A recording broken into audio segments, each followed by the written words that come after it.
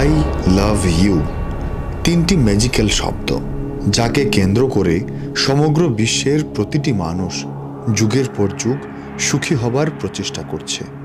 তবে হ্যাঁ, সাম্প্রতিক সময়ে অধিকাংশ ক্ষেত্রেই দেখা যায় ভালোবাসার মানুষটিকে সঠিকভাবে বুঝে উঠতে না পারা কিংবা একটি সম্পর্কের মধ্যে নিজেকে অবহেলিত অবস্থায় খুঁজে পাওয়া, এ দুটোই অত্যন্ত বেদনাদায়ক বাস্তবতা।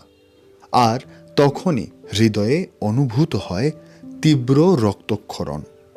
একদিকে ভালোবাসা হচ্ছে জীবনের সর্বশ্রেষ্ঠ অনুভূতি, আর অন্যদিকে ভালোবাসা তার দেয়া প্রতিশ্রুতিতে টিকে থাকতে ব্যর্থ হয়।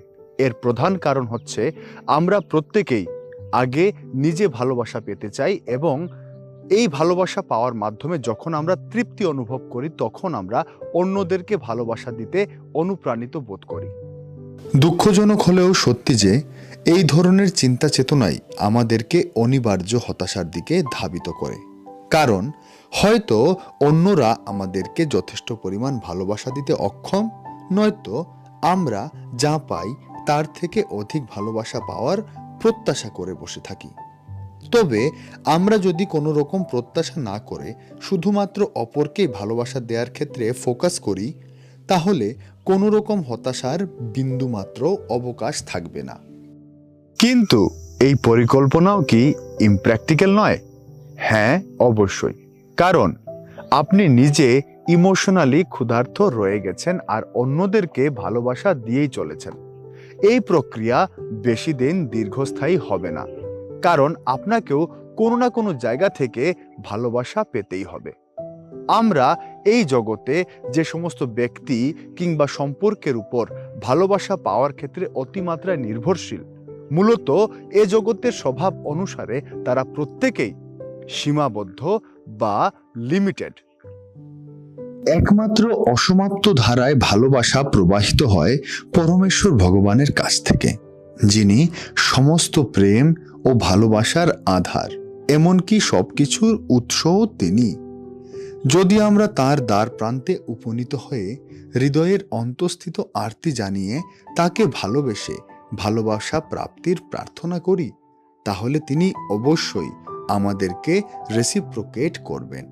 যদি আমরা প্রতিদিন ভগবানকে প্রার্থনা করি, জপ করি আর তাকে বলি, হে ভগবান, আমি আপনাকে ভালোবাসি, তাহলে আমাদের হৃদয়ের ভালোবাসার কোষাগার আরো সমৃদ্ধ হবে এবং অসমাপ্ত ভালোবাসার ধারায় যুক্ত হয়ে পূর্ণ তৃপ্তি লাভ করবে। আর এই পরিপূর্ণ হৃদয় এবং উচ্ছ্বসিত আনন্দের মাধ্যমে অপরকেও ভালোবাসা প্রদান করাটা সহজ হয়ে উঠবে। আমি ব্যক্তিগতভাবে কিছু সাধু সন্ন্যাসীদেরকে চিনি, যারা শত শত ব্যক্তি এবং পরিবারকে জীবনের প্রকৃত ভালোবাসা প্রাপ্তিতে এবং পরম শান্তি লাভে সাহায্য করেছেন। তারা শুধুমাত্র নিজেদেরকে অন্যদের জন্য উৎসর্গ করেই চলেছেন। তারা সর্বদাই আনন্দিত ও উচ্ছ্বসিত, আর যারা তাদের সংস্পর্শে এসেছেন তাদের জীবনও আনন্দে ভরে উঠেছে।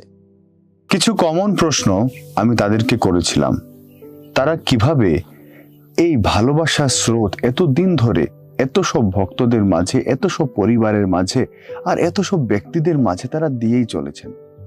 শুরুতে তারা অপরকে ভালোবাসা দেওয়ার মাধ্যমে নিজেরা পাচ্ছেন বলে স্বীকার করলেও যখন আরো গভীরভাবে তাদেরকে জিজ্ঞাসা করলাম, তখন তারা তাদের গোপন রহস্যটি আমাদের সাথে ভাগাভাগি করে নিলেন। আর সেটি হলো তাদের সাধনা এবং আধ্যাত্মিক অনুশীলন, যা তাদেরকে ভগবানের সাথে প্রেমময়ী সেবায় আবদ্ধ করে, এবং তারা সেই স্রোত থেকেই অন্যকে ভালোবাসার শক্তি লাভ করে থাকেন। তাদের প্রতিনিয়ত ভগবানকে ভালোবাসা দেয়া এবং ভগবানের কাছ থেকে বিনিময়ে ভালোবাসা পাওয়াই হচ্ছে তাদের সেই অপরকে নিঃস্বার্থভাবে বহু দিন ধরে ভালোবাসার প্রধান কারণ। তাহলে আসুন আমরাও ভালোবাসার এই জাদুকরী সূত্র নিজেরা প্রয়োগ করা শুরু করি, আর জীবনের সমস্ত অনুভূতি, বিশেষ করে এই তিনটি ম্যাজিক্যাল শব্দ ভগবানকে নিবেদন করি, আর বিনিময়ে ভগবানও আমাদের হৃদয়ের ভালোবাসার সমস্ত অভাব পূরণ করবেন। আর আমরাও হ্যাপিলি, সেলফলেসলি এবং গ্রেটফুললি সবাইকে ভালোবাসতে সমর্থ হব। তাহলে আর দেরি কেন? আমি চললাম। আপনারা আসছেন তো?